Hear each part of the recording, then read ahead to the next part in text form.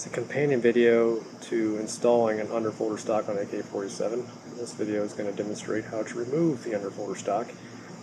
It's pretty much done in the exact reverse order in which the stock is installed. I'm going to start with this pin here, which is visible on top. In order to pound it out, we're going to need to flip this rifle over to access it from the bottom of the receiver. Now, my particular underfolder rifle, as I mentioned before, was originally for a left-handed shooter. And you'll see my holes here at the bottom.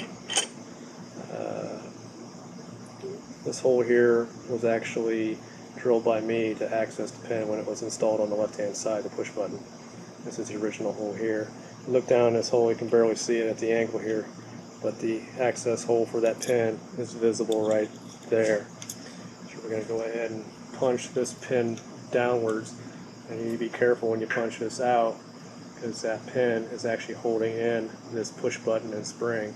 So when you get ready to pop it out, make sure you hang on to that, because it's under pressure, obviously. Sucker pushed out and going. Kind of hang on everything here in case I pop it out prematurely.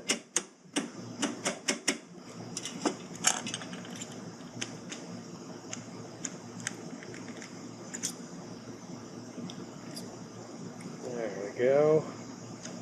There's our push button. Make sure my spring is. We'll flip it over, get it out. Pin.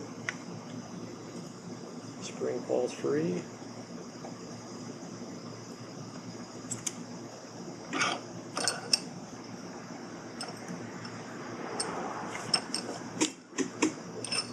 This thing can tighten back up in the.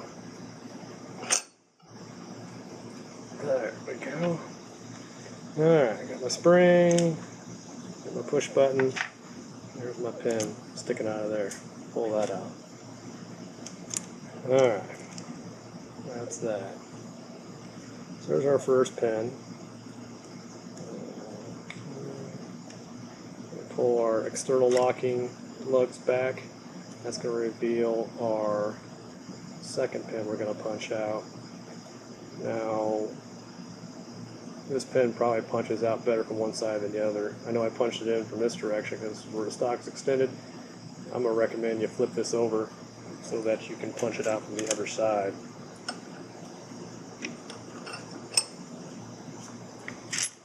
Flip it over here.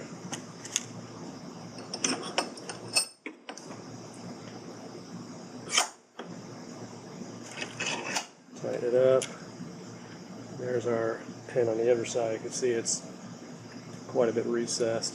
That's after I would pound this in, so it stays in there pretty good.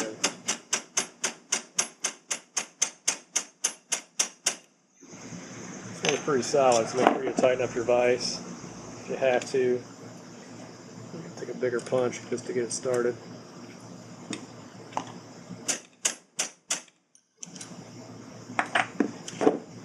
We got it going. I need some new punches. This stuff goes through punches.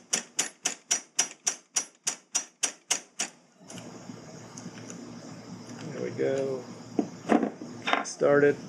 You're punching through. Be mindful that once you slip out of this side of the locking nut, the slide locking nut, you're going to be in.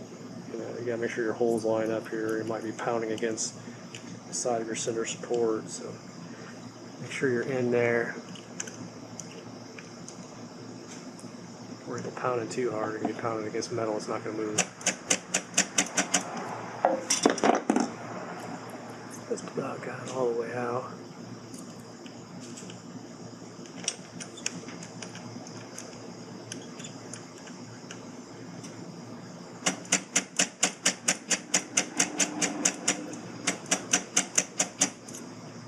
Smash it too hard and it'll fall out and get lost.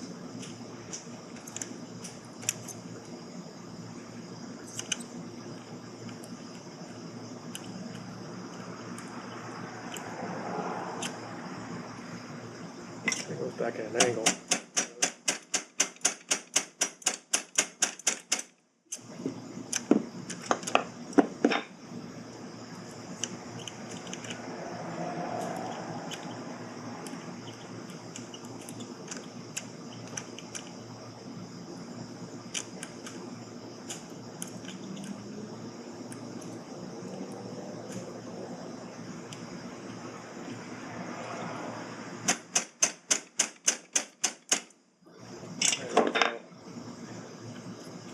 pinky, knock it out at the same time.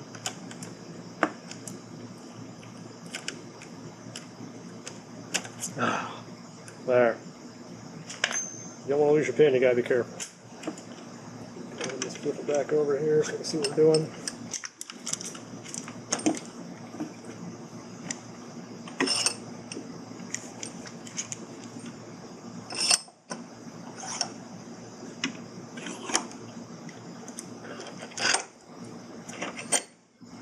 There.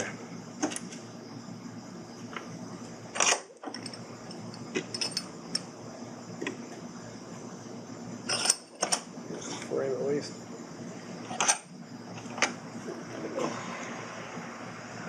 Alright. Now we need to loosen our little slide locking nut there. Not to loosen it as much as you want it to where it comes off. Our external locking lugs aren't going to come off because of that pin right there. And once we get that pushed out, we can pull back on our swing swivel, exposing that pin. This one, on my particular rifle, just kind of sits in there nice and loose-like. So I usually just kind of grab it with a pair of needle nose and pull it right out. From there, our external locking lug is free.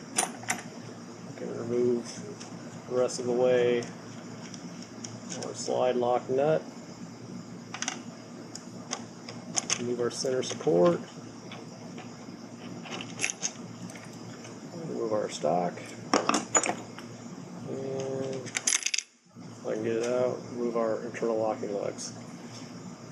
And from there I can kind of clean it up. Clean inside my receiver around there, a lot more room to get around, as well as kind of grease up or oil my parts and spec for any surface rust. And I'm all done. Put it back together, test it for fit and function, and I'm all done. If you have any questions about disassembling or assembling, I have a video for both obviously. Feel free to let me know, and I'll see if I can help.